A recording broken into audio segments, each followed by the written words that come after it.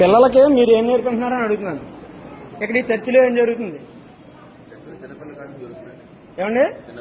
ఇప్పుడు ఏం పాట పాడించారు? ఎవరి పిల్లల్ని తీసుకొచ్చారు?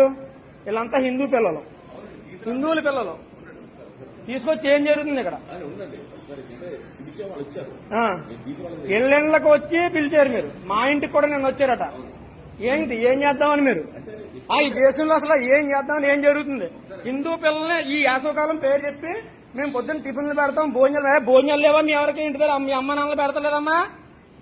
పెడుతున్నారా? మరి ఎందుకు ఇక్కడ రావాలి మనం? మనకు ఒక దేవుడు ఉన్నాడా లేదా? మనకు ఒక ధర్మం ఉందా లేదా? మీకు ఏ దేవుడు అన్న అన్యాయం చేశాడా? ఏంది మీకు ఏం లాభం అండి? మీకు ఇలా పిల్లలు పాడు చేయడం వల్ల ఏం చేస్తున్నారు? మరి ఏం చేస్తున్నారు చెప్పండి? మంచిగా ఉండాలని చెప్పలేదు. యేసు వద్దకు మేము వస్తాము, 10 మందిని తోలుకొని వస్తాము, యేసు దేవుడు అని చెప్పి పాడున్నాడు ఆయన. ఇక్కడికి వస్తే ఏం జరుగుతుందో మాకు తెలుసు. నేను ఇంటి దగ్గర ఉంటే అక్కడే బుద్ధి చెప్తున్నాను. ఏంటి బలవంతం చేయాలి? తీసుకొచ్చి ఇప్పుడు ఏం చేస్తున్నారు మీరు?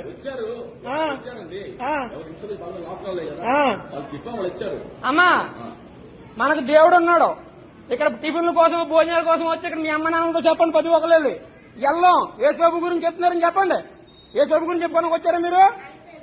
మంచి మాటలు చెప్తానంటే వచ్చారు.